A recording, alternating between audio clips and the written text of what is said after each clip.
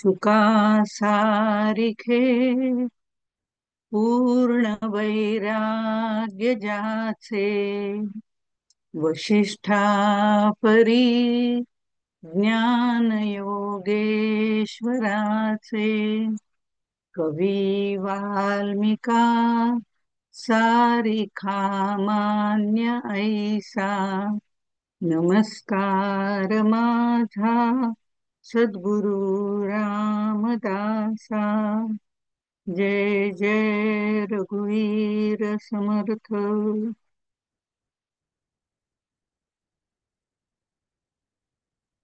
आज आपला दशक 9वा, समास चौथा, जाणपण निरूपण असं समासाचं नाव आहे. तो आपण सुरुवात करतोय. मागच्या समासामध्ये आपण असं बघितलं की साधू देहाने जरी आपल्यासारखा वावरत असला, साधू म्हणजे साधू संत सज्जन सगळे आले त्याच्यामध्ये, तर ते सगळे जरी देहाने आपल्यासारखेच दिसत असले, आपल्यासारखंच वावरत असले, वागत असले, तरी अंतरीची जी प्रचिती असते ती परमात्म स्वरूप त्यांची असते, आपली नसते. पण देहबुद्धीवर असतो, ते आत्मबुद्धीवरून विचार करत असतात. त्यामुळे देहपतनानंतर पूर्णपणे ते देह आत्मज्ञान प्राप्त करून देहतीत अवस्था त्यांनी प्राप्त केलेली असते. त्यामुळे त्यांना देहपतनानंतर पुनर्जन्म नाही. आपण मात्र अज्ञान आवरणामुळे किंवा आपल्या देहबुद्धीच्या वासना कामना याच्यामुळे पुनरपि जननम पुनरपि मरणम पुनरपि जठरे शयनम जठरम जठरे शयनम अशा पद्धतीने या चक्रात मध्ये आपण गुंतलेला असतो. समर्थांचा हा पूर्ण जो दासबोध आहे तो विवेक आणि विचार याच्यावरती आधारित आहे. त्यामुळे प्रत्येक गोष्ट विचारपूर्वक याच्यामध्ये सांगितले की प्रापंचिक लोकांनी काय करावं, पारमार्थिक लोकांनी काय करावं, संतांनी काय करावं, त्याच्या त्याच्या देहधारणेप्रमाणे मनोधारणेप्रमाणे काय करावं आणि कसं अंतिम गंतव्यस्थानापर्यंत जावं हे आपल्याला सांगितलेलं आहे.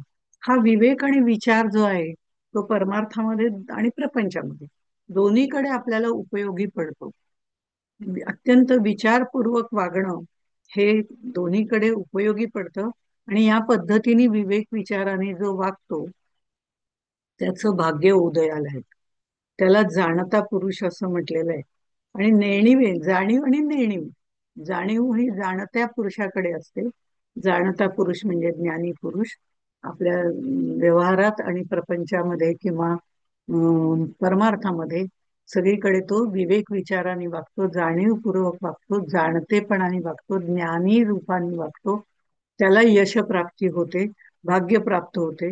आणि जो नेणीवेनी अज्ञानाने झडपडीन काहीतरी करायचं म्हणून पटकन करून मोकळा होतो, झटपट मार्गाला लागायचा विचार करतो, त्याच्यामध्ये मात्र काही ना काहीतरी अडचणी येत राहतात आणि त्याला यशप्राप्ती होतेच असं नाही. अशा पद्धतीने या जाणतेपणाबद्दल, त्या जाणतेपणाच्या ज्ञानाचं महत्व या समासामध्ये सांगितलेलं आहे. आणि अज्ञानी नेणतेपणामुळे कसा अपयशी ठरतो तेही त्याच्यामध्ये सांगितलंय. दोघांची तुलना केलेली आहे आणि प्रपंच आणि परमार्थ दोन्हीकडे आपल्याला जाणतेपणा महत्वाचं आहे, त्याचं महत्व आपल्याला पटवून दिलंय. आणि या सगळ्या ह्याच्यातनं प्रपंचामध्ये जसं आहे तसं परमार्थामध्ये पण हा जाणतेपणा लागतो. कुठेतरी नंतर एका ठराविक स्टेजला आल्यानंतर बद्ध मुमुक्षु साधक सिद्ध याच्या नंतर म्हणजे साधक अवस्था तीव्र ज्या वेळेला होते त्या सुमारास मी देव आहे, मी देव आहे या हे ज्ञान पक्क आपल्या मध्ये ठासवून घ्यायचंय. साधकाची तीव्र अवस्था येईल तेव्हा बद्ध आणि मुमुक्षु मध्ये मी देव आहे असं जर ठरवलं तर अहंकार वाढण्याची शक्यता असते. म्हणजे साधक अवस्थेची तीव्र अवस्था. इथे गेल्यानंतर मी देव आहे ही कल्पना आपल्या मनामध्ये ठासून घ्यायची, त्या भावनेमध्ये काम करायचंय, त्या भावनेमध्ये राहायचंय की मी देव आहे, अहम ब्रह्मास्मी याच भावनेमध्ये राहायचंय. आणि मग आपोआप हळूहळू मी देह आहे ही भावना संपूर्णपणे नष्ट होते. मी देव आहे ही भावना आत्मज्ञानाकडे घेऊन जाते आणि मग तुरीय अवस्थेनंतर उर्मणी अवस्था प्राप्त होऊन आपल्याला ही सगळी जाणतेपणाची लक्षणं आहेत.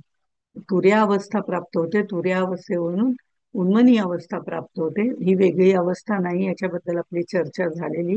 हे त्याचा तुर्यावस्थेचा परमोच्च बिंदू आहे आणि ती उन्मनी अवस्थेमध्ये आपल्याला ज्ञान होतं. अशा पद्धतीने हा प्रवास जेव्हा करायचा असतो आणि तो सहजपणे होण्यासाठी जाणतेपणा हा व्यवहारात बुद्धीचा गुण आहे. हुशार आहे ना, त्याने अगदी जाणतेपणाने म्हणजे सगळं व्यवस्थित पार पाडलं, म्हणजे बुद्धीचा गुण आहे. तो वापरणं आपल्यावर अवलंबून आहे. आपण बुद्धी कशी वापरतो याच्यावरती अवलंबून आहे. त्यामुळे जाणतेपणा व्यवहारामध्ये किंवा प्रपंचामध्ये म्हणा, हा बुद्धीचा गुण आहे. पण परमार्थामध्ये शुद्ध बुद्धी त्यातली हा धर्म आहे. पण शुद्ध बुद्धी परमार्थामध्ये भले तुम्ही काहीही केलं तरी शुद्ध बुद्धीने वागणं, शुद्ध बुद्धी हाच धर्म आहे. ती सहज स्थिती प्राप्त झाली. कारण शुद्ध बुद्धी म्हणजे कोणाबद्दल सुख दुःख समे कृत्वा या पद्धतीने व्यवसायात्मिका बुद्धी ज्याला म्हटलेली आहे, ती तो धर्म आहे. धर्म आहे म्हणजे स्वधर्म आहे, तो स्वधर्म पाळावाच लागतो शुद्ध बुद्धीने परमार्थामध्ये. प्रपंचामध्ये काही वेळेला नाही पाळला तरी चालतो, काही वेळेला स्वार्थ बुद्धी असते, काही वेळेला शुद्ध बुद्धी असते, काही वेळेला मिश्रित बुद्धी असते. संसारामध्ये व्यवहारामध्ये वेगवेगळ्या प्रसंगांना वेगवेगळ्या पद्धतीने तोंड द्यावं लागतं. तिथे बुद्धीचा गुण आहे, पण शुद्ध बुद्धीचा असेल असं नाही. शुद्ध बुद्धी असेल तर चांगलंच आहे. प्रपंचाकडून परमार्थाकडे पटकन जाता येतं. आत बाहेर काही नाही, सगळं एकच. प्रपंचामध्ये आत बाहेर काही असू शकतं, ठेवावं लागतं, असावं लागतं, काही वेळेला करावं लागतं, असे बरेच बंधनं येतात. पण तसे परमार्थामध्ये नाही. परमार्थामध्ये शुद्ध बुद्धी हाच धर्म आहे आणि त्या शुद्ध बुद्धीच्या ज्ञानामुळे जो अत्यंत आवश्यक आहे असा जो गुण आहे, त्याच्या ज्ञानामुळे सहज स्थिती प्राप्त होते. म्हणून मग जाणते पण कसं आहे, हा प्रश्न इथे आपल्याला त्यांनी उलगडून सांगितलेला आहे.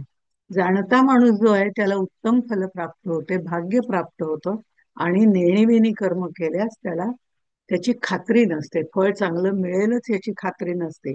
जाणीव म्हणजे ज्ञान आणि नेणीव म्हणजे अज्ञान, असं समर्थ सांगतात. त्यावरती कित्येक शिष्य त्यांना प्रश्न विचारतात. कित्येक राजे नांदती, कित्येक दारिद्र्य भोगती, कित्येकांची उत्तम स्थिती, कित्येका धमोधम श्रीराम. ऐसे काय निमित्त झाले, हे मज पाहिजे निरवपिले, याचे उत्तर ऐकिले, पाहिजे पाश्रुती श्रीराम. आता ह्या अज्ञानाच्या आपल्याला पहिल्यांदा त्यांनी कल्पना दिलेली आहे की ज्ञानी ज्ञानाच्या पातळीवरनं सांगतो, अज्ञानी अज्ञानी पातळीवरनं प्रश्न विचारतो. पण काही वेळेला ज्ञानी माणसाला अज्ञानी पातळीवरती यावं लागतं आणि त्याच्या प्रश्नाची उत्तरं द्यावी लागतात. आता इथे त्यांनी असा प्रश्न विचारले, कित्येक राजे म्हणजे कित्येक पृथ्वीवरती अशी माणसं आहेत की जी काही श्रीमंत आहेत, काही गरीब आहेत, काही वैभव संपन्न आहेत, काही दुबळे आहेत, काही करंटे आहेत. असे वेगवेगळे लोक का आहेत? खरं म्हणजे सगळ्यांना देवानीच निर्माण केलंय. सगळे देवांच्या ह्याच्याप्रमाणे सगळ्यांना सगळे अवयव वगैरे दिलेले आहेत, काही अपवाद वगळता. पण हे सगळ्यांना सगळं मिळालेलं असताना असा भेद का? मग सगळी माणसं सारखी पाहिजेत. एक तर सगळी श्रीमंत पाहिजेत किंवा एक तर सगळी गरीब पाहिजेत. पण मग काही गरीब, काही श्रीमंत, काही भाग्यवान, काही करंटे, असे भेद का होतात? आता हा यामागे दैवाचा भाग आहे, तो सोडून द्या. दैवाच्या बाबतीमध्ये म्हणजे प्रारब्धानुसार काही गोष्टी आलेल्या असतात माणसामध्ये. त्या गोष्टी आल्यामुळे त्यांना ते प्रारब्ध भोगण्यासाठी हे कमी जास्त प्रमाण माणसांमध्ये विविधता आपल्याला या पद्धतीची दिसते. हे सगळं माहिती आहे. पण समर्थ म्हणतात ते प्रारब्ध सोडून द्या. समर्थांचा ज्ञानाच्या कर्तृत्वावरती प्रचंड विश्वास आहे आणि साहजिकच आपल्या सद्गुणांचा विकास केला तर भाग्य कळसास येते आणि दुर्गुणांचा विकास केला तर भाग्य दुर्भाग्यामध्ये पालटून जात. याच्यावर त्यांचा विश्वास आहे, कारण प्रयत्नवाद हा त्यांचा महत्वाचा आहे. त्यामुळे ते म्हणतात की ते ठीक आहे सगळं, तुम्ही म्हणताय ते प्रारब्ध, म्हणून प्रारब्धावरती टेकून बसू नका किंवा प्रारब्धच आहे आमच्या नशिबातच तसं आहे असं म्हणून रडतही बसू नका. कारण तसं नाही आहे. आपले प्रयत्न, आपलं ज्ञान, आपलं कर्तृत्व याच्यावर आपला प्रचंड विश्वास पाहिजे. विश्वास पाहिजे याचा म्हणजे पोकळ विश्वास नाही, आत्मविश्वास, ठाम विश्वास पाहिजे की मी अमुक अमुक गोष्ट करू शकेन. हा विश्वास आपल्याला प्रत्येक गोष्ट करायला भाग पाडतो आणि तोच आपल्याला भाग्यापर्यंत नेऊन सोडतो. म्हणजे ज्ञानाच्या कर्तृत्वावर आपला विश्वास पाहिजे. हा विश्वास असणं प्रयत्नाने आपल्याला साध्य करता येतं, पण त्याच्यासाठी अवगुणांचा त्याग करावा लागतो आणि उत्तम गुण अंगामध्ये बाणवावे लागतात. त्या उत्तम गुणाबद्दल त्यांनी आपल्याला यापूर्वी सांगितलेलं आहे. चांगले गुण कसे बाणवता येतात, वाईट गुण कसे काढता येतात, त्याला कसा वेळ लागतो, हे सगळं सांगितलेलं आहे. पण ते सांगितल्यानंतर आता त्याचा उपयोग कसा करायचा हे महत्वाचं आहे. दैव दैव असं म्हणून असेल हरित देईल खाटल्यावरी, हेही समर्थांना मान्य नाहीये. त्यामुळे हा दैवाचा भाग वगैरे हे सोडून द्या. हा थोडासा आहे, 20%, 100 पैकी.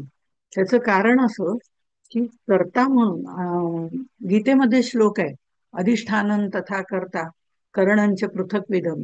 याच्यामध्ये त्यांनी 5 गोष्टी सांगितलेल्या आहेत: अधिष्ठान, कर्ता, साधन, प्रयत्न आणि दैव. या 5 गोष्टींना समसमान मार्क दिले तर 5 म्हणजे 20-20-20-20, सगळा 20-20चा गेम आहे. त्यामुळे ह्याच्यामध्ये जर बघितलं तर ह्यातले 4 गोष्टी आहेत: अधिष्ठान, कर्ता, साधन आणि प्रयत्न. हे आपल्या हातात आहेत. म्हणजे 80% जर आपल्या हातात असेल तर 20% दैवात आहे. म्हणून का आपण रडत बसायचं? प्रयत्न करणं, योग्य दिशेने, योग्य तऱ्हेने, योग्य वेळी, योग्य प्रकारे प्रयत्न करणं, हे आपल्या हातात आहे. पण आता हे योग्य वेळी, योग्य प्रकारे, योग्य तऱ्हेने वगैरे जे म्हटलंय, याच्यासाठी ज्ञान पाहिजे, याच्यासाठी बुद्धी पाहिजे, याच्यासाठी जाणते पण पाहिजे. आणि ते जाणते पण आलं की प्रपंच असो वा परमार्थ असो, दोन्हीकडे आपल्याला सहजपणे यश मिळतं. काही वेळेला अपयश येतं. कुठेतरी आपला अहंकार वाढला की ते अपयश आपल्याला थप्पड मारून जातं आणि पुन्हा जागेवर आण. हे अपयश येणं सुद्धा यशाची पायरी आहे असं म्हणतात ते त्याच्यासाठी. त्यामुळे ते येऊ दे ना, त्याला सामोरं जाण्याची शक्ती. राम दैवत कशासाठी मानलेलं आहे? की त्यांनी दुःख संकटातून आपल्याला दूर करावं म्हणून मानलेलंच नाहीये. त्याच्यासारखं पराक्रमी असावं, त्याच्यासारखं विवेकी असावं, त्याच्यासारखं जाणता असावं, सारखं कार्यरत असावं आणि या सगळ्याबरोबर विचार आणि विवेक करण्याचं सामर्थ्य असावं. जे काही दुःख आपल्याला आलेलं आहे ते दुःख मला नको, ते निवारण तू कर, मी निवांत बसतो असं नाही. त्या दुःखाला सामोरं जाण्याची शक्ती त्यांनी आपल्याला द्यावी. त्याच्यावर एवढी संकट आलेली असताना तो जसा त्यातनं व्यवस्थितपणे मानव धर्म पाळून त्यातून बाहेर पडला, त्याप्रमाणे आपल्यावर आलेली संकट आपल्यामधून त्याची शक्ती आपल्याला पुरवण्याचे काम त्यांनी करावं. तो शक्ती स्वरूप श्रीराम, याचा त्यांनी विचार केलेला आहे. त्यामुळे इथे आपला 80% हे आपलं देण्याची तयारी आहे. म्हणजे हे प्रयत्न आपण करायचे, ते योग्य दिशेने करायचे, ज्ञानपूर्ण अवस्थेने करायचे, जाणतेपणाने करायचे, विचार विवेकाने करायचे. बरं, मला जे कार्य करायचंय त्याच्यासाठी मला नियोजन करायला पाहिजे. ह्या सगळ्या जाणतेपणाच्या गोष्टी का सांगितलेल्या आहेत? कारण कार्य करायचं का, हो करूया, चला उद्यापासून सुरुवात करूया असं म्हणून कार्य होत नसतं. त्याचं प्लॅनिंग करावं लागतं. त्याच्यासाठी काय काय आवश्यकता आहे नियोजन करावं लागतं, प्लॅनिंग करावं लागतं. म्हणजे त्याच्यासाठी काय ज्ञान मिळवायचंय, ते काय करायला हवं, त्या ज्ञानासाठी काय काय. समजा आपण म्हणजे परमार्थ मार्गामध्ये गेलो तर तेही आपल्याला आहे ना, की ज्ञान मिळवायचंय, मग कोणतं ज्ञान? आत्मज्ञानाकडे जायचंय, मग काय करायला हवं, मग कोणत्या पद्धतीने षटसंपत्ती मिळवायला पाहिजे, हे सगळं त्यांनी आपल्याला आधीपासून सांगितलेलं आहे.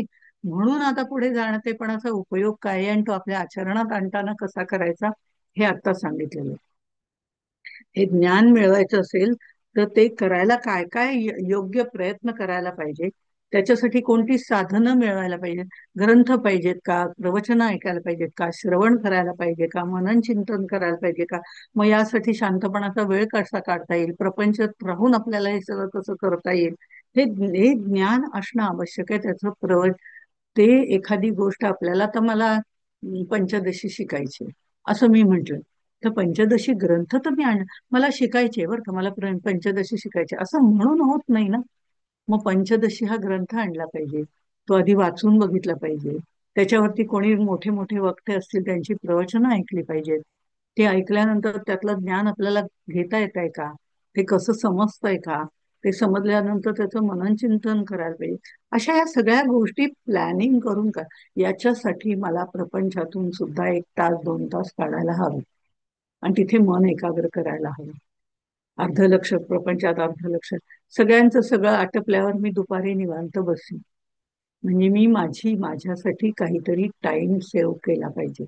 माझ्यासाठी मी वेळ काढला पाहिजे. आवड असेल तर सवड असते, सवड मिळाली की वेळ मिळतो.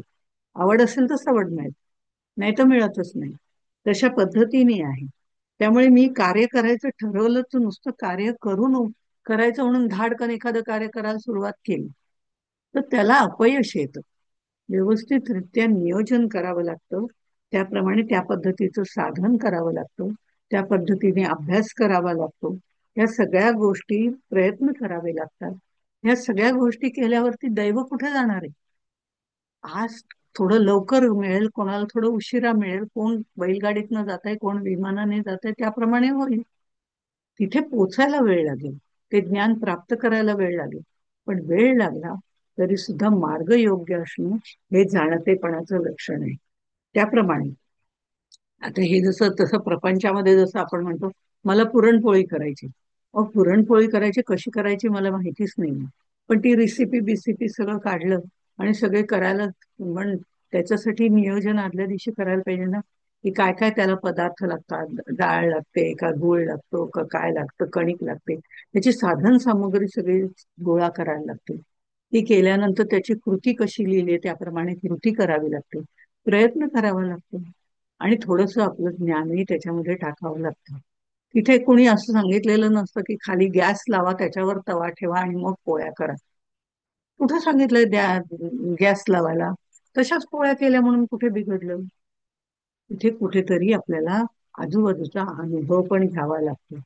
म्हणजे ह्या सगळ्या गोष्टींची सामग्री, चौफेर लक्ष असणं, या सगळ्या गोष्टी आपल्याला कराव्या लागतात, तेव्हा ती पुरणपोळी तयार होते. व्यवस्थितपणे त्याचं मनन चिंतन करावं लागतं की नक्की त्यांनी काय करायला सांगितलं. या पद्धतीने ती तयार करावी लागते. ब्रह्मदेवाला सुद्धा उत्पत्तीच्या वेळी विश्वनिर्मिती करताना त्याच्या हातामध्ये नियोजन दिलं होतं वेदांचं, की लोकांना निर्माण केल्यानंतर त्यांनी कसं वागावं. आता ते त्या वेदांप्रमाणे वागले नाहीत, पुढे ही सगळी अवस्था प्राप्त झाली वगैरे, तो भाग वेद हातात दिले. त्या वेदांचा माझ्या दृष्टिकोनातून आता जे सांगायचंय ते असं आहे, ब्रह्मदेवानी विचार केला, ते वेद वाचले. मागच्या कल्पामध्ये काय काय अडचणी आल्या होत्या, मागच्या कल्पामध्ये त्याची बीज कुठे पेरलेली होती, या सगळ्याचा विचार त्यांनी केला. आणि त्यानुसार मग त्यांनी पुढचं नियोजन केलं. वेदांप्रमाणे नियोजन केलं, तप केलं. आपले सायंटिस्ट विचार करतात. मला जाणतेपणाबद्दल बोलायचं. सायंटिस्ट सुद्धा तन मन धन देऊन सगळं त्याच्यामध्ये घालतात आणि पूर्ण एकाग्र चित्ताने मनन चिंतन करतात, तेव्हाच शोधला. हे त्यांचंही तपच आहे. ब्रह्मदेवाने केलेलं ही तपच आहे, हेही तपच आहे. आपल्यालाही तप करावं लागतं. तप करणं म्हणजे पूर्णपणे मनन चिंतन, आचरण, निधिध्यासन आणि हे सगळं करत असताना येणाऱ्या अडचणींना हसत मुखाने सहजपणे त्यातनं बाहेर पडणं. या सगळ्यासाठी जाणतेपणा आवश्यक आहे. आणि म्हणून समर्थ असं म्हणतात, जाणता तो कार्य करी, नेणता काहीच न करी, जाणता तो पोट भरी, नेणता भीक मागे. श्रीराम, विद्या नाही, बुद्धी नाही, विवेक नाही, साक्षेप नाही, कुशलता नाही, व्याप नाही, म्हणून प्राणी करंटा. श्रीराम. उद्योगी माणसाला सतत कार्यरत राहिलं की भलेपणा मिळतो. उद्योगी म्हणजे चांगल्या दृष्टिकोनातनं जे उद्योग करतात, काहीतरी प्रयत्न करतात, समाजोपयोगी कार्य करतात, लोकसंघटनेचं कार्य करतात, वैयक्तिक उन्नतीचं कार्य करतात, अशा सगळ्या कार्यरत माणसाला भलेपणा मिळतो. त्याला लोक चांगलंच म्हणतात. जो काहीच करत नाही आणि कुटुंबाला भारभूत होऊन राहतो, कुटुंबाला क्लेशकारक ठरतो, त्याला करंटा असं म्हटलं जातं. त्याला त्याच्या कर्तव्याची, हिताची, अहिताची, कशाची जाणीवच नसते. त्या त्या वयात ती ती जबाबदारी घेणं म्हणजे कर्तव्य आहे. विद्याभ्यास मिळवायचा आहे, त्या वयामध्ये विद्याभ्यास करायचा, त्या वयात विद्याभ्यासच करायला पाहिजे. ज्या वेळेला करिअर करायचे त्या वेळेला करिअरच करायला पाहिजे. त्या त्या वेळेला ते ते म्हणजे योग्य वेळेला. नोकरी व्यवसायात खबरदार असलंच पाहिजे. अशा अनेक गोष्टी योग्य तऱ्हेने पार पाडत आपल्याला जावं लागतं. हे उत्तम वैभव आपल्याला प्राप्त करून देणार आहे व्यवहारातलं. ज्या वेळेला व्यवहारामधल्या गोष्टी सांगितल्या जातात त्यावेळेला त्या आम्हाला पटतात. कारण आम्ही व्यवहारामध्ये वागत असतो, त्याप्रमाणे वागत असतो. आता उत्तम शिक्षण घेतलं, उत्तम करिअर केलं, तर उत्तम पैसे मिळून उत्तम ठिकाणी नोकरी मिळेल. किंवा व्यवसाय धंदा असेल तिथे जबाबदारीने राहिलं तर त्याप्रमाणे मिळेल. मग हे जसं करण्यासाठी प्रयत्न करावे लागतात, साधनं उपलब्ध करावी लागतात, कष्ट करावे लागतात, पण ते कष्ट योग्य दिशेने करावे लागतात. नुसती म्हणजे व्यसनाधीनता आहे, खोटी चैनबाजी आहे, पटकन काहीतरी मिळेल म्हणून झटकन काहीतरी करणार असेल तर त्याला कायमस्वरूपी भाग्य मिळत नाही. त्याला करंटा असं म्हटलेलं आहे समर्थांनी. आणि त्यामुळे अशा पद्धतीने राहून चालणार नाही. जाणतेपणा आपल्याला महत्वाचा आहे. या कारणे उत्तम गुण त्याची भाग्याचे लक्षण, असं त्यांनी पुढे आपल्याला सांगितलेलं आहे. लक्षणे विना अवलक्षण सहजची झाली, जनामध्ये जो जाणता त्याचा आहे मान्यता. कोणी एक विद्या पाव असता महत्व आहे. म्हणून विद्याभ्यास याला महत्व समर्थांनी दिलेलं आहे. पण विद्याभ्यासाबरोबर संस्कारही महत्वाचे. कारण नुसतं सुसंस्कृत असून चालत नाही. खूप डिग्र्या लावलेल्या आहेत त्याचाही काही फारसा उपयोग होत नाही. उपयोग म्हणजे समाधानासाठी होत नाही. पैसा भरपूर मिळेल पण लोकांना त्रास देऊन पण मिळवू शकतो. पुष्कळ डिग्र्या आहेत, पुष्कळ वरच्या पोस्टला आहे, पण खालच्या लोकांना कायम त्रास देणारा, कायम दुसऱ्याचं वाईट करणारा आणि त्यातनं आपला स्वार्थ साधणारा असेल तर तेही त्याला समाधान कधी मिळणार नाही. म्हणून नुसतं सुशिक्षित असून उपयोग नाही, नुसत्या डिग्र्या घेणारा असून उपयोग नाही, तर सुसंस्कारित सुद्धा असायला पाहिजे. हा सुसंस्कारित आणि सुशिक्षित हे दोन्हीचं कॉम्बिनेशन जिथे असतं त्याला जाणता असं म्हणतात. त्यामुळे इथे त्यांनी असं म्हटलेलं आहे की या कारणे उत्तम गुण असणं हे महत्वाचं आहे. आणि ते उत्तम गुण असतील, अवलक्षणं सगळी बाजूला टाकायचे आणि उत्तम गुणांची लक्षणं साध्य करायचे, ते भाग्याचं लक्षण आहे. अशा तऱ्हेने आपल्याला उच्च विद्या विभूषित व्यक्तीला समाजामध्ये मानाचं स्थान आहे. शिवाय तो संपन्नही असतो. व्यवहार ज्ञान, प्रपंच ज्ञान याचंही महत्व समर्थांनी त्या काळामध्ये घेतलेलं आहे. नुसतं घरी बसून काही होणार नाही, काहीतरी अर्थार्जन आपल्या कुटुंबासाठी करायला हवं. पण ते करताना सुद्धा व्यवस्थितपणे समाधानकारक रीतीने. नुसताच पैशाच्या पाठी धावतोय आणि घरातल्या सगळ्यांना त्रास होतोय तर त्याचाही उपयोग नाही. त्यामुळे संपन्न असावं लागतं, सुशिक्षित असावं लागतं, सुसंस्कारित असावं लागतं आणि उत्तम गुणांचं साठवणूक करून मग उत्तम आणि योग्य प्रयत्न करून तो जाणतेपणाने विचार आणि विवेकाने एखादी कार्य करतो. मग ते प्रपंचाचं असो किंवा परमार्थाचं असो, ते लोकांना हितकारक ठरतं. त्यामुळे सर्व विद्या अभ्यास करून शहाणे व्हावे. आपल्याला ज्या आवश्यक असतील त्या विद्या, 14 विद्या 64 काळात शिकत राहिलं तर आपलं आयुष्य त्याच्यात निघून जाईल. पण ते करता करता भगवंताचं अधिष्ठान पण तिथे असायला हवं. दारिद्र्य, दैन्य हे सगळं नष्ट झाल्यानंतरच, हे सगळं नष्ट झाल्यानंतरच मग आपल्याला कुठेतरी सर्वांगीण उन्नतीचा, संस्कृतीचा विचार करता येईल. अर्थात ह्याच्यासाठी दारिद्र्य निर्मूलन करण्यासाठी वर्षानुवर्षे घालवली तर तसं नाही. बाजूबाजूने, एका बाजूने जे उन्नत झालेले आहेत त्यांच्यापासून आपल्याला उन्नतीचा सर्वांगीण मार्ग या त्यांनाही उपदेश करता येईल. म्हणजे आता हे म्हणण्यामागचा उद्देश असा आहे, काही श्रीमंत आहेत, काही धनवान आहेत, काही चांगले लोक आहेत, तिथपासून एकीकडे संस्कृतीची, विचारांची देवाणघेवाण या सगळ्या गोष्टी करायच्याच आहेत. पण त्याचबरोबर जे दारिद्र्य रेषेच्या खाली आहेत, जे दारिद्र्य असलेले लोक आहेत त्यांनाही वरती खेचण्याचा मार्ग याच्यामध्ये संघटनेमध्ये असला पाहिजे, असा विचार त्यावेळेस समर्थांनी केला होता. आजही तो उपयोगाचा आहे. मी एखाद्या भिकारी दाराशी आला आणि भीक मागायला लागला, की अहो 4 दिवसापासून उपाशी आहे, तर मी त्याला जर असं म्हटलं, अरे बाबा थांब जरा, ते काय ते उपाशी वगैरे राहू दे, आत्मज्ञान महत्वाचं आहे, तर तू ते आत्मज्ञान शिकायला माझ्याजवळ बस, मी तुला आत्मज्ञान म्हणजे काय, गंतव्यस्थान म्हणजे काय, ब्रह्म म्हणजे काय, हे सगळं समजावून सांगते. तो म्हणतो नको, आधी मला अन्न द्या खायला, थोडस पोटात गेलं तर माझ्या अंगात काही एनर्जी येईल, तेव्हा तुमचं काय सांगायचं ते आत्मज्ञान सांगा, ज्याचा मला आत्ता काडीचा उपयोग नाही.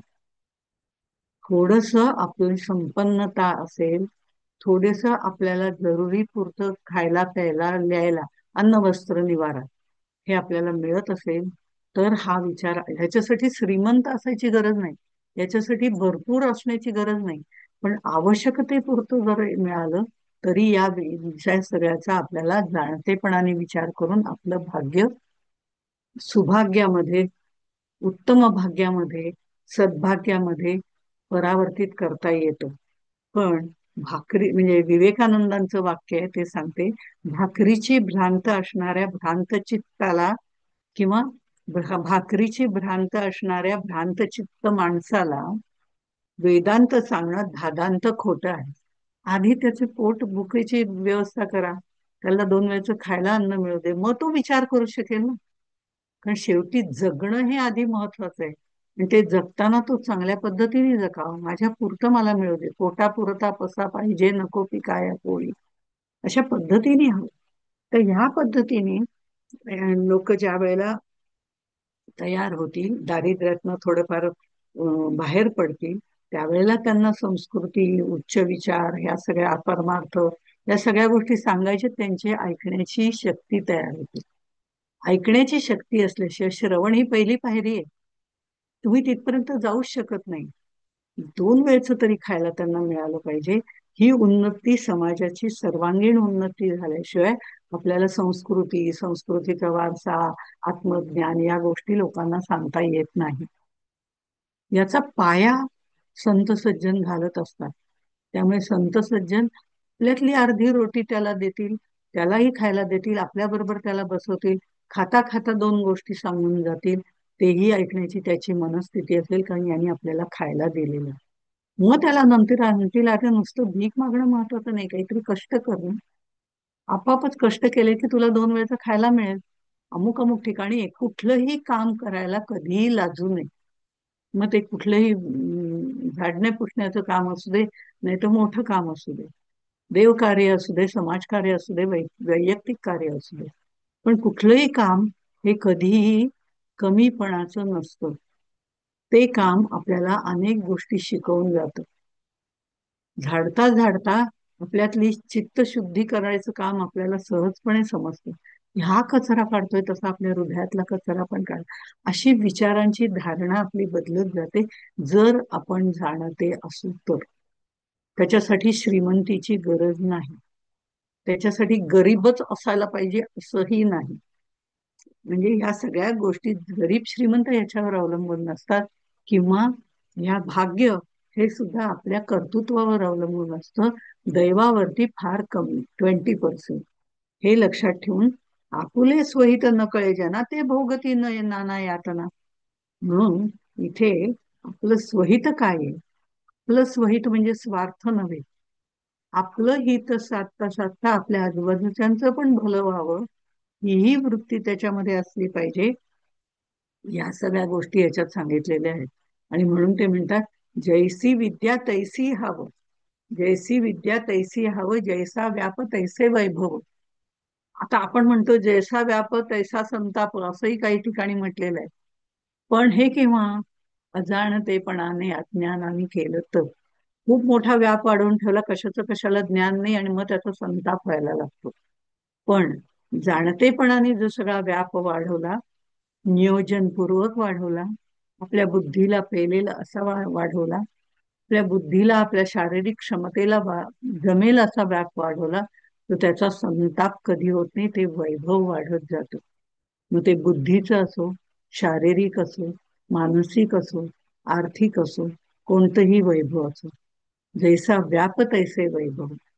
पण व्यवहारी जाणता माणूस बुद्धीच्या पुढे नेहमी काय त्याचा विचार करतो. कर्तबगार माणूस जो असतो, तो योग्य तऱ्हेने सगळ्या गोष्टीचं ज्ञान करून देतो. कर्तबगार, जाणता, काहीही म्हणा तुम्ही त्याला, बुद्धिजीवी, पण नुसता बुद्धिजीवी नाही, सुसंस्कारित असा जो कर्तबगार माणूस आहे, तो योग्य तऱ्हेने सर्व गोष्टीचं ज्ञान करून कर्तबगारी सिद्ध करतो.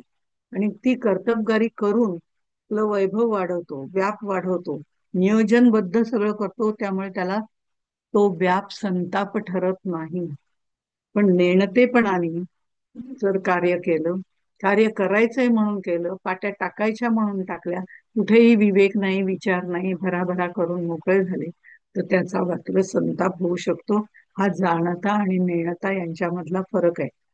कर्तबगारी योग्य आणि सत्कारणी वापरायला लागते. योग्य म्हणजे कर्तबगारी आहे, बुद्धी आहे, विचार करण्याची शक्ती आहे. पण बॉम्ब स्फोटासाठी वापरली तर ती समाजहितासाठी होत नाही. त्यांनी सर्व जीवन अस्ताव्यस्त करून सर्वांमध्ये दुःख पसरवलं जातं. त्यात आपल्यालाही खरं म्हटलं तर त्यावेळेला आपण काहीतरी केलं असं वाटलं तरी सुद्धा कुठेतरी याची फळं भोगावी लागतात, ती प्रारब्धामध्ये. ती 20%. पण या सगळ्या याच्यासाठी सद्गुणांनी जर आपण केलं, आता उदाहरण द्यायचं झालं की एकच क्रिया, योगी अरविंदांनी तयार केलेला बॉम्ब आणि अतिरेकी आत्ता तयार करतात तो बॉम्ब. दोघांनी बॉम्बच केले. एकाने स्वातंत्र्यासाठी तयार केले, एकाने देशविघातक दृष्टिकोनातनं केले. मग ह्यामध्ये सुसंस्कारित आणि सुसंस्कारित आणि सुशिक्षित हा फरक आहे.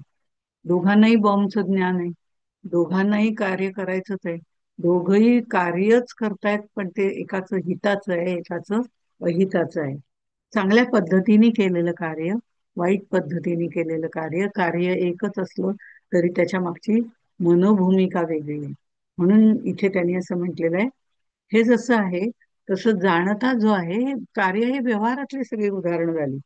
पण ही व्यवहारातल्या बरोबर जर आपण परमार्थाच्या दृष्टिकोनातून जर बघितलं तर व्यवहारात जाणता मनुष्य जो आहे ते काय करतो ते आपण बघितलं. पण परमार्थामध्ये जर बघितलं तर जाणता पुरुष बाहेर गोष्टी ज्या आहेत बुद्धीच्या पुढं काय आहेत, पंचविषय वगैरे हे सगळे आहेत, ते सगळे गोष्ट हा व्यवहारी माणूस असतो तो बघत असतो. प्रपंचामध्ये गुंतलेला, बुद्धीच्या पुढे पंचविषय जे आपल्या समोर मांडलेले आहेत त्याचा उपयोग कसा करून घेता येईल त्याचा विचार तो करत असतो. पण जो जाणता आहे, जो आत्मबुद्धीकडे वळालेला आहे, तो बुद्धीच्या मागे काय आहे, आतमध्ये काय आहे याचा विचार करत असतो. आणि मग तो अंतर्मुख होऊन आत्मारामाचा विचार करतो.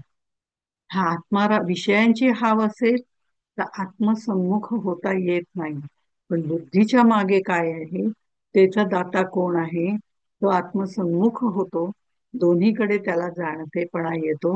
हा ईश्वर सन्मुख आणि ईश्वर विन्मुख जाणता आहे, तो ईश्वर सन्मुख असतो. म्हणून अधिष्ठान चांगलं असावं लागतं. त्यामुळे ईश्वर सन्मुख तो असतो. आपल्याला सुद्धा कोणतंही कार्य करायचंय ते ईश्वर सन्मुख होऊन करायचंय. मग ते प्रपंचातलं असो, देवाचं असो, समाजाचं असो, विश्वाचं असो किंवा वैयक्तिक असो, व्यष्टीचं असो, समष्टीचं असो. पण त्यातून काहीतरी चांगलं निर्माण करायचंय, संघटन करायचंय, त्यातून काहीतरी चांगलं निर्माण करायचंय, ही भावना आपल्याला ठेवायची. आणि ती ईश्वर सन्मुख भावना असली तर आपल्याला आपोआपच समाधान त्यातनं मिळायला सुरुवात होते. हे महत्वाचं त्यांनी त्याच्यामध्ये आपल्याला सांगितलेलं आहे. आणि त्यामुळे कोण करता निश्चयशी बद्ध मोक्ष तो कोणाशी, ऐसे जाणता प्राणी अशी सुटका पडे. जाणीजे देव निर्गुण, जाणीजे मी तो कोण, जाणीजे अनन्य लक्षण म्हणजे मुक्त.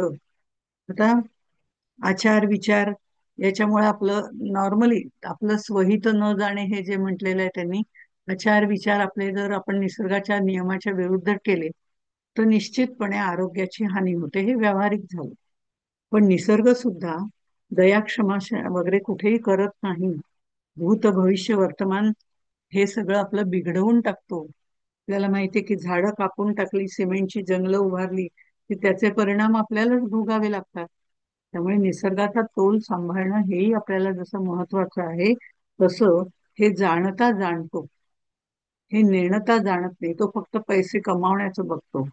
त्यामुळे या सगळ्या जाणता असेल तर तो या सगळ्या जंजाळातून सुटू शकतो.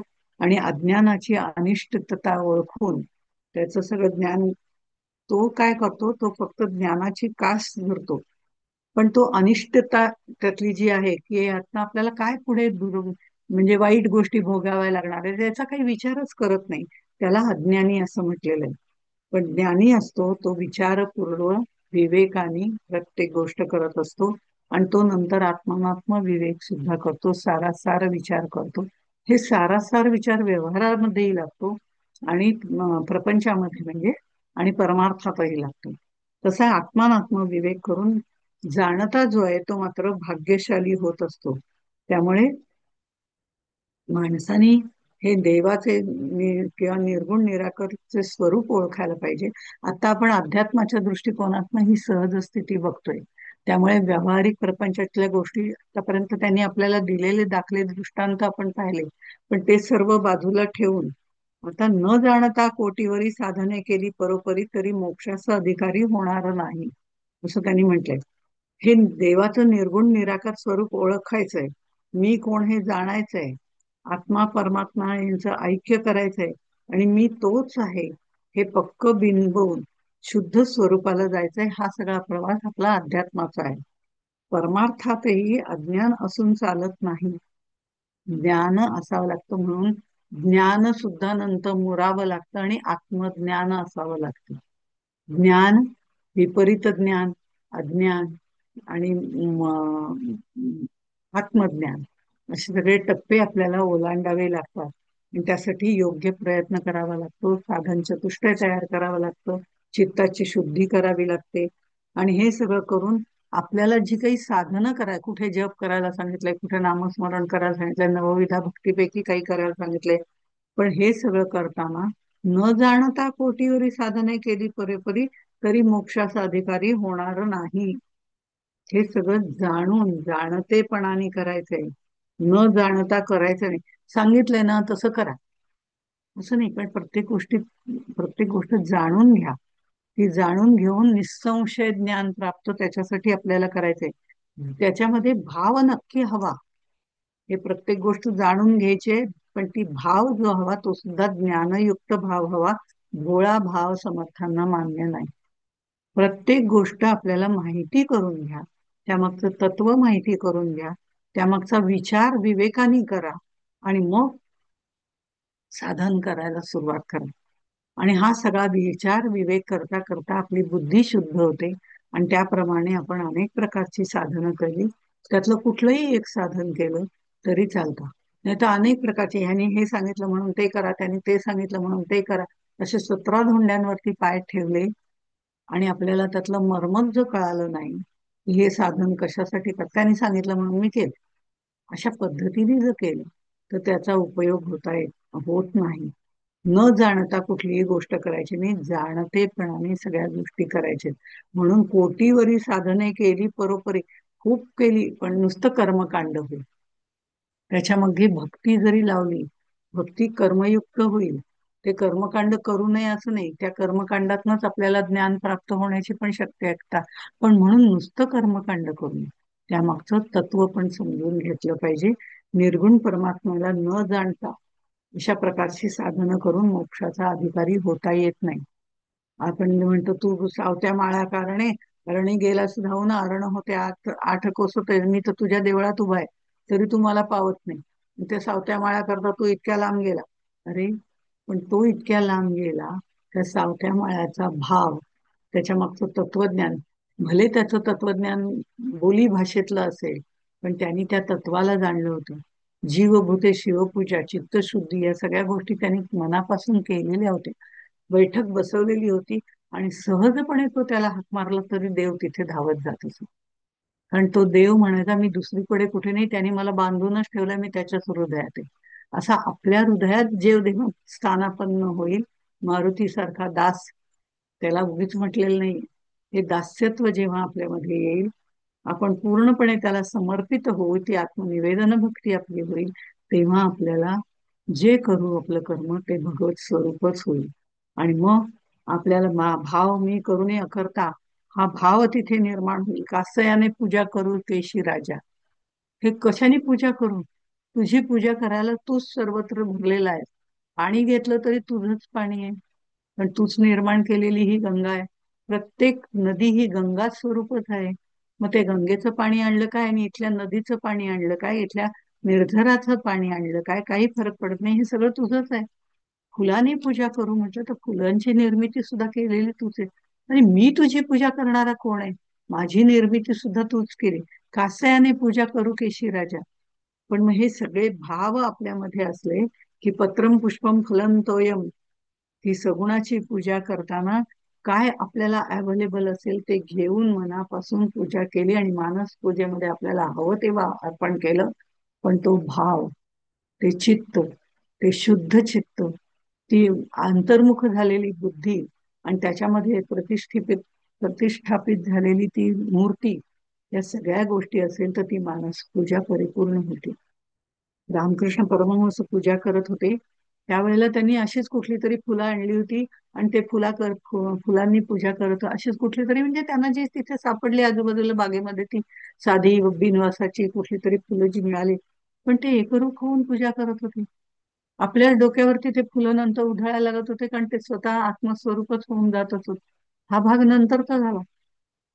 पण ते फुलं पूजा करत असताना त्या फुलांनी, एक बागायतदार तिथे येतो, त्यांनी गुलाबाची मोठीची मोठी बाग फुलवलेली असते, वेगवेगळ्या रंगाची सुवासिक फुलं. तो म्हणतो, "अहो, कुठल्या फुलांनी पूजा करताय? देवी माता केवढी मोठी आहे आणि तुम्ही तिची ह्या फुलांनी पूजा करताय. उद्या तुमच्या पूजेसाठी बघा अशी घमघमाट सुटणारी फुलं घेऊन येतो गुलाबाची, ती तुम्ही बघतच राहाल, थक्कच व्हाल. अहो, देवी माता सुद्धा प्रसन्न होऊन जाईल." ते म्हणतात, "बरं आहे बाबा, ठीक आहे, आण तू. तू आणलेल्या फुलांनी पूजा करेन, काय फरक पडतो?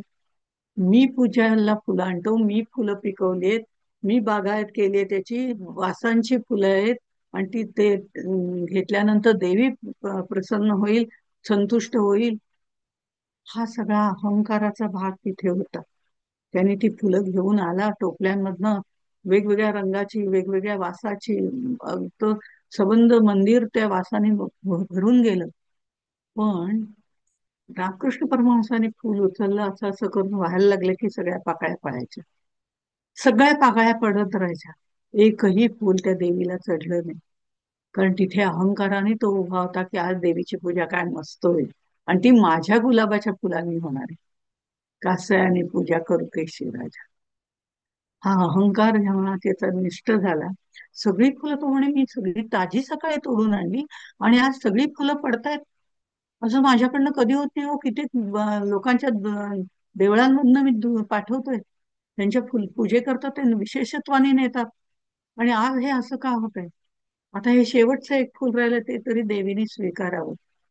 ही कुठेतरी झुकणं जेव्हा आलं, हा अहंकार जेव्हा हळूहळू लय पावला, तेव्हा त्या देवळामध्ये नुसता पाकळ्यांचा सडा पडला, पण एकही फुल देवीवरती नाही.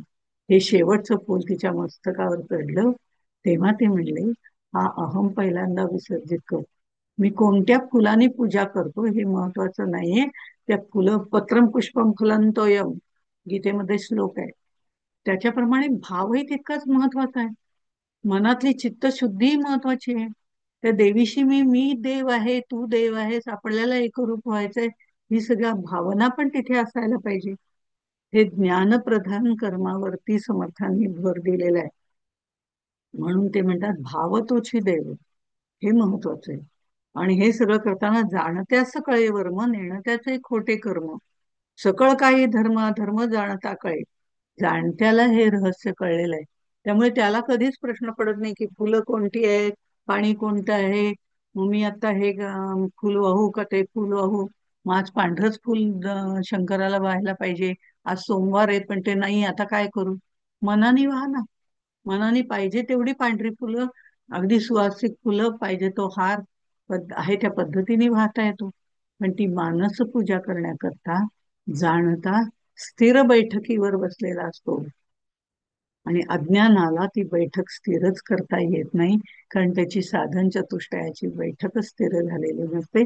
त्यामुळे त्याला ती सहज स्थिती प्राप्तच करता येत नाही. ही सहज स्थिती प्राप्त करता येत नाही, त्यामुळे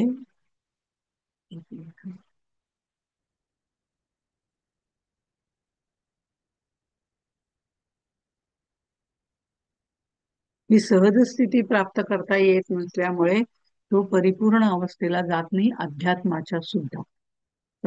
प्रपंचामधली तर अनेक उदाहरणं समर्थांनी आपल्याला दिलेत, कारण आपण प्रपंच करतो. पण अध्यात्मात सुद्धा असे कष्ट घ्यावेच लागतात, योग्य दिशेने योग्य तऱ्हेने प्रयत्न करावे लागतात. मानस पूजा करताना विशेषतः ते आपल्याला जाणवतं, कारण मूर्ती डोळ्यासमोर टिकत नाही. पण त्यासाठी शांत, निवांत, एकांतात बसावंही लागतं. ती सगळी सामग्री पुढे ठेवून त्याची पूजाही करावी लागते. हे जाणणे म्हणजे स्मरण. तुम्ही काय केलं, प्रत्यक्षात कुठली फुलं वाहिली, त्याच्यापेक्षा त्या मूर्तीमागचं तत्व जाणून त्या तत्वाची पूजा करणं, त्या गुरु स्वरूपाला वंदन करणं, त्यामागचं तत्व जाणणं. मग ते जाणणे म्हणजे स्मरण. स्मरण भक्ती म्हणजे नुसती स्मरण करणं आणि नुसतं नामस्मरण घेणं नाही, त्या नामस्मरण करताना परिपूर्णरित्या त्याच्याशी एकरूप होणं. नेणणे म्हणजे विस्मरण. दोहीमध्ये कोण प्रमाण शहाणे जाणती. त्यामुळे त्या आत्मस्वरूपापासून दूर असणं आणि देहबुद्धीमध्ये गुरफटणं म्हणजे नेणणं, विस्मरण. त्याचं विस्मरण म्हणजे प्रपंच, आणि प्रपंच म्हणजे पाचापाचाचा गोंधळ. हे सगळं आपण पाहिलेलं आहे. त्यामुळे इथे त्यांनी असं सांगितलंय, मी आत्मा आहे. ह्याचं साधक अवस्थेमध्ये परिपूर्ण स्मरण आपल्याला ठेवायला लागतं.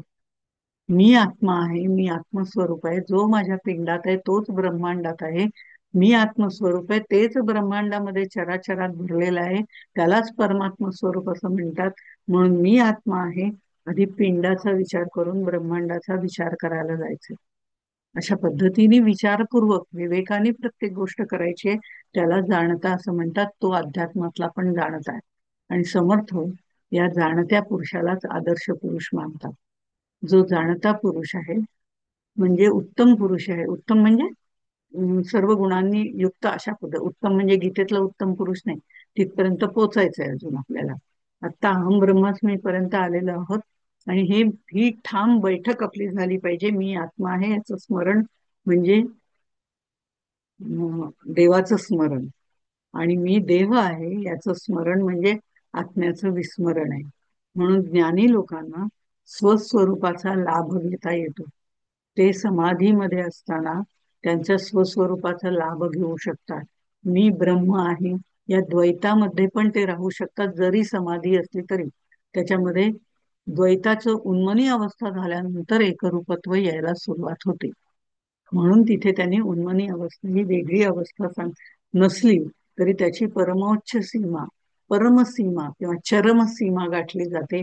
त्यावेळेला चरमसीमा, अत्यंत टोकाची उत्तम अशी भूमिका ज्या वेळेला त्याच्यामध्ये अधिष्ठित होते त्याला उन्मनी अवस्था असं म्हणतात. त्यामुळे इथे देहबुद्धीला चिकटून बसलेला हा अनुभव येत नाही, त्याला नेणता असं म्हटलेलं आहे. त्यामुळे ज्ञानाने अज्ञान आधी नष्ट करायचंय, आणि मी देह आहे हे विसरून जायचंय, अज्ञान नष्ट करायचंय, मग ज्ञान प्राप्त करायचंय. ते ज्ञान कोणतं? अहम ब्रह्मास्मीचं ज्ञान. पण अहम ब्रह्मास्मीचं ज्ञान हे पक्क एकदा मनावरती ठसलं की त्या परमात्म तत्वाशी एकरूप होता येतं, विलीन होता येतं. मग ते ज्ञानही तिथे उरत नाही, मी ब्रह्म आहे ही भावनाही उरत नाही. त्रिपुटीचा पूर्णपणे नाश होतो.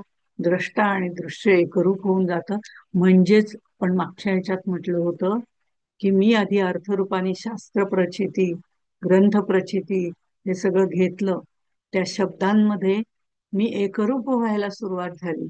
आपाप शब्द टरफलत बाजूला गळून पडली आणि त्या शब्दांमध्ये मी एकरूप झाले.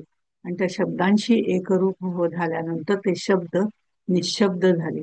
हे निशब्द झालेले शब्द मौन्य गर्भावस्था प्राप्त करतात. त्यावेळेला परमानंदाचा आपल्याला आनंद घेता येतो, किंवा ब्रह्मानंद ज्याला म्हटलेला आहे त्याचा आनंद घेता येतो, आणि त्या परब्रह्माशी एकरूप होता येतो. अशा पद्धतीने या सगळ्या गोष्टी सांगितलेल्या आहेत.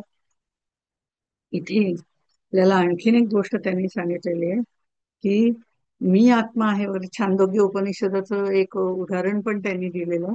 पण ते छांदोग्य उपनिषदातलं उदाहरण म्हणजे नाना तू विद्या अविद्याच यद्देव विद्यया करोती. उपनिषदातलं हे वाक्य श्रुती आहे असं आपण म्हणूया. इथे त्यांनी यज्ञाद्वारे ओंकाराची उपासना करायला सांगितलेली आहे. आता हे उदाहरण म्हणून त्यांनी दिलेलं आहे. ओंकाराची म्हणजे त्याच्या फार खोलात न शिरता विद्या अविद्या वगैरे या गोष्टींचं त्यांनी विश्लेषण करून आपल्याला सांगितलंय. पण ओंकाराचं रहस्य त्याच्यामध्ये सांगितलं. आता ओंकाराचा अभ्यास करणारे अनेक लोक आहेत.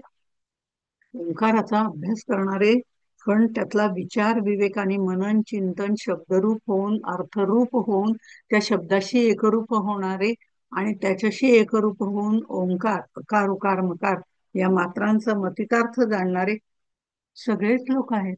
असेही लोक आहेत. आणि नुसतं अकार उकार मकार आमच्यासारखे ओम म्हणणारे, म वाढवू का म वाढवू का वगैरे म्हणणारे असेही लोक आहेत. तेही ओंकाराची उपासना करणारे त्यातल्या त्यात आणखीन जाणते पण आहेत, काही आमच्यापेक्षा जाणते. पण दोघांना कर्मातलं फळ वेगवेगळं मिळतं. कारण एकाने त्या उपासनेमागचं रहस्य जाणून घेतलेलं असतं, त्या श्रद्धेने आणि योगाने. ते योग म्हणजे जोडण्याने, त्या ओंकाराशी जोडण्याने, अर्थरूप होण्याने ते त्याच्याशी एकरूप झालेले असतात. ते वीर्यवंत झालेले असतात, सामर्थ्यवान झालेले असतात. त्यांना अधिक सामर्थ्य मिळतं, अधिक बल मिळतं, असं सांगते. कारण ते त्या अर्थाशी एकरूप झालेले असतात. त्याचं रहस्य त्याने जाणलेलं असतं, त्यामागच्या तत्वाला त्याने ओळखलेलं असतं. अकार उकार मकार या तिन्हीचा अभ्यास त्यांनी केलेला असतो. मनन चिंतन श्रवण मनन सगळ्या गोष्टी केलेल्या असतात. त्यांना मिळणारं फळ वेगळं आणि ओंकाराची साधना करणारा प्रपंचिक आहे त्याला मिळणारं फळ वेगळं. मी पण ओंकाराची साधना करतो आणि ते साधक पण करतात, तर त्यांना मात्र चांगलं फळ मिळतं, मला मात्र मिळत नाही. हा अपपर भाव इथे आहे अजून, तोपर्यंत चित्तशुद्धी नाही. मला एखाद्याचं हे फळ मिळालं, हे माझ्या प्रारब्धाप्रमाणे मिळालं. प्रारब्धाप्रमाणे म्हणजे माझे प्रयत्न कुठेतरी कमी पडले, आणि प्रयत्न हेच प्रारब्धाच्या मुळाशी असतात. म्हणून प्रयत्नवादावरती समर्थांचा जोर जास्त आहे, आणि ते प्रयत्न चांगल्या पद्धतीने करणारा जाणता पुरुष आहे. त्यामुळे तूच तुझ्या जीवनाचा शिल्पकार असं जे म्हटलं जातं, त्या जीवनाचा शिल्पकार होण्यासाठी ज्ञानयुक्त कर्म करायला पाहिजे, त्याला भक्तीचा ओलावा पण पाहिजे. आणि हे सगळं करत असताना मनोधारणा अतिशय उत्तम, चित्तशुद्ध पूर्ण, साधन चतुष्टय पूर्ण असावी लागते. त्याला जाणता असं समर्थांनी जो अंतिम गंतव्य स्थानापर्यंत जाऊ शकतो, अशा तऱ्हेने समर्थांनी येथे सांगितलेलं आहे. आणि हे सांगत असताना त्यांनी वेगवेगळ्या पद्धतीने काही उदाहरणंही आपल्याला दिलेली आहेत. वेगवेगळ्या पद्धतीची प्रापंचिकाची उदाहरणं दिलेली आहेत, प्रपंचातली दिली आहेत. आणि जाता जाता त्यांनी मात्र म्हणून घेतलंय की पिंडी ते ब्रह्मांडी. आता काय आहे, ज्या वेळेला आमच्यासारखे अज्ञानी ज्या वेळेला अभ्यास करत असतात, निश्चयात्मक ज्ञान आपल्याला प्राप्त करायचं आहे म्हणून या सगळ्या गोष्टींचा त्यांनी निवाडा करायला सुरुवात केलेली आहे. जाणणं म्हणजे काय, नेणणं म्हणजे काय, जाणता म्हणजे काय, नेणता म्हणजे काय, ज्ञानी म्हणजे काय, अज्ञानी म्हणजे काय, ज्ञानीपणाच्या पातळीवरून न सांगता अज्ञानाच्या पातळीवरून व्यावहारिक उदाहरणं देऊन त्यांनी हे सगळं आपल्याला सांगितलं. आणि आता आपण काय करायचं हे आपल्यावर आहे. आपण करताना, ही साधना करताना प्रपंच तर करायचंच आहे, पण प्रपंच करताना प्रत्येक गोष्टीमध्ये परमेश्वर पाहायचंय. प्रत्येक गोष्टीमध्ये परमेश्वर पाहिल्यानंतर आपोआपच आपल्यामध्ये निर्मळ भाव निर्माण होतो. मग घरातल्याच माणसांची हिडीस पिडीस करून 2-2 तास तप केलं, जप केला, त्याचा उपयोग काही नाही. कारण मनामध्ये ते विचार इनर माइंडला कुठेतरी असतो. त्यापेक्षा सगळ्यांशी समत्व भावाने वागून, सगळ्यांपासून अलिप्त राहून आपण आपलं कार्य करायचंय, पण मला कोणी क्रेडिटच देत नाही, ही भावना सोडून द्यायची. ही भावना, आपली कर्तव्य आपण करायची आहेत. ते आपलं कर्तव्य आहे, आपण केलं, त्यात विशेष काय केलं? तर त्यांनी आपल्याला कौतुक करायचं का नाही करायचं, काही दुर्लक्ष करायचं, हे त्यांचं त्यांना ठरवू दे. त्यांनी काय फरक पडतोय? मी माझं कर्तव्य केलं हे समाधान माझ्या जवळ ठेवायचं, ते बोलूनही दाखवायची गरज नाही. केव्हा तरी कुठेतरी त्यांच्या लक्षात येतं. वेळ वेगवेगळी असते एवढं. पण म्हणून आपल्याच जीवनामध्ये आपली कर्तव्य कर्म प्रपंचातली परिपूर्णरित्या पूर्ण करून उरलेल्या वेळामध्ये आपण परमार्थ केला तरी चालतो. पण त्याच्यासाठी आवड पाहिजे. आवड असेल तर सवड निघते, नाही तर मला वेळच होत नाही. 24 तास मी प्रपंचातच गुंतलेली असेल तर हे अज्ञानाचं लक्षण आहे. म्हणून परमार्थही करायचा आहे, त्याच्यासाठी आपल्याला काहीतरी कष्टही घ्यावे लागतील. प्रपंचाबरोबर परमार्थ करायचा आहे, हे प्रापंचिकासाठी समर्थाने सांगितलंय. आणि मग ते करताना जपमाळाच हातात घेऊन बसायला पाहिजे असं नाही.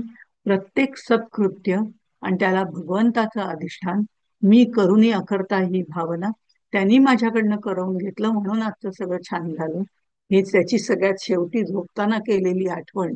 आणि उठल्यावर हे सर्व करण्यासाठी तू मला महत्वाची बुद्धी दे, आणि तुझं करण्यासाठी मला वेळ दे, म्हणजे सवड दे.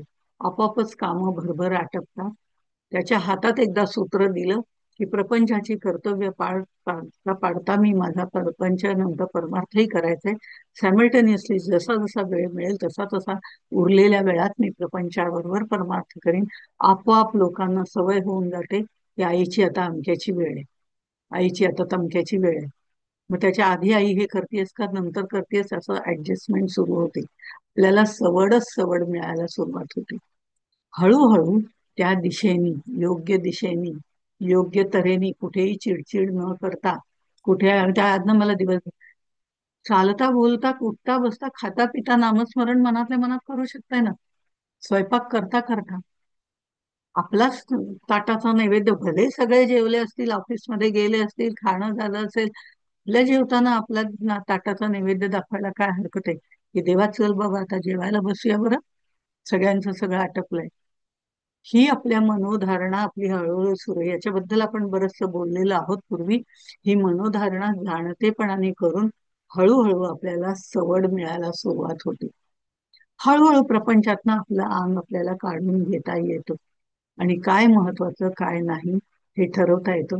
रंगून रंग्यात साऱ्या पाय माझा मोकळा, सगळ्यांमध्ये सगळा आनंद घेऊन आपल्याला आपल्या प्रपंचासाठी वेळ जसा वेळ काढतो तसा परमार्थासाठी विशेषत्वाने काढावा लागतो. तो काढणं महत्वाचं आहे. काढल्यानंतर आपोआपच आपण तिकडे वळतो आणि वळलो की सत्संगती मिळते. सत्संगती मिळाल्यानंतर शास्त्र प्रतीती यायला सुरुवात होते. गुरु आपोआप आपल्याला भेटतात. आपण 10 पावलं पुढे गेलो की गुरु आपल्याला भेटतात. मग गुरु प्रचिती येते आणि मग आत्मप्रचितीकडे आपली वाटचाल होते. पण त्यासाठी सहजपणे प्रपंच आणि परमार्थ दोन्ही आपल्याला सांभाळता आला पाहिजे. आणि ही सहज स्थिती करताना विवेकपूर्व विचाराने प्रत्येक गोष्ट करायला पाहिजे, जाणतेपणाने करायला पाहिजे, नियोजनपूर्वक करायला पाहिजे. अमुक अमुक गोष्ट आधी करायची एका प्रपंचातली, मग त्याच्या आधी किंवा नंतर मला वेळ कसा काढता येईल ह्याचं नियोजन पण करावं लागतं. त्यावेळेला बाकीच्या सगळ्या गोष्टी आपोआप होतात. हे सगळ्या गोष्टी हळूहळू आपल्याला साध्य होऊ शकतात जेव्हा भगवंताचं अधिष्ठान ठेवतं आणि तो माझ्याकडनं हे सगळं करून घेईल ही खात्री सहजपणे आपल्या मनामध्ये येते. त्यावेळेला ह्या सगळ्या गोष्टी होतात. हे सगळं आचरणशास्त्र आहे. ते आचरणात आणावं लागतं आणि आचरणात होऊन शब्दाचे निशब्द कसे करायचे हे हळूहळू आपली मौनात वृत्ती जायला सुरुवातच होते. आपण वायफळ बडबड करायचं हळूहळू आपोआप बंद होतं. या सगळ्या गोष्टी जरा वरच्या स्टेजला आपोआप व्हायला लागतात. संत सज्जन आपल्याला याच्यासाठी गायडन्स देतच असतात. वेगवेगळ्या स्वरूपात ते आपल्यापर्यंत येतात. आपली परीक्षाही काही वेळेला पाहतात की आपण काही गोष्टीमध्ये स्थिर राहू शकतो का, काही प्रसंग घरात घडले तरी आपण शांत राहू शकतो का. या सगळ्या गोष्टींचं बळ आपल्याला आध्यात्मिक शक्तीमुळे मिळतं यात शंका नाही. अशा पद्धतीने प्रपंच आणि परमार्थ या दोन्हीकडे जाणतेपणा विवेकपूर्व विचाराने कसा करावा, विवेकपूर्ण विचार आणि जाणतेपणा आपल्या अंगात प्रपंचासाठी पण आणि परमार्थासाठी पण कसा मिळवावा याबद्दलचं मार्गदर्शन आणि ती सहज स्थितीपर्यंत तो आपल्याला कसा नेतो हे सहजपणे आपल्याला साध्य होतं. त्याच्यासाठी वेगळं काही करावं लागत नाही. काही मांडावे न लगे, काही सांडावे न लगे, काही कशाचा त्याग करावा लागत नाही, काही करावं लागत नाही. आपली आतली मनोधारणा बदलावी लागते. ही अंतर्मुख स्थिती महत्वाची आहे. ती आपल्यामध्ये बाणवूया, त्याचा प्रयत्न करूया आणि तो विचार करून आपण इथेच थांबूया. पण पुढच्या ह्याच्यात जो प्रश्न विचारलाय पिंडी ते ब्रह्मांडी त्याचा विचार पुन्हा पुढे करूया. त्याचं कारण आपल्याला निसंशय ज्ञान प्राप्त करायचंय. आज इथेच थांबू. जय जय रघुवीर.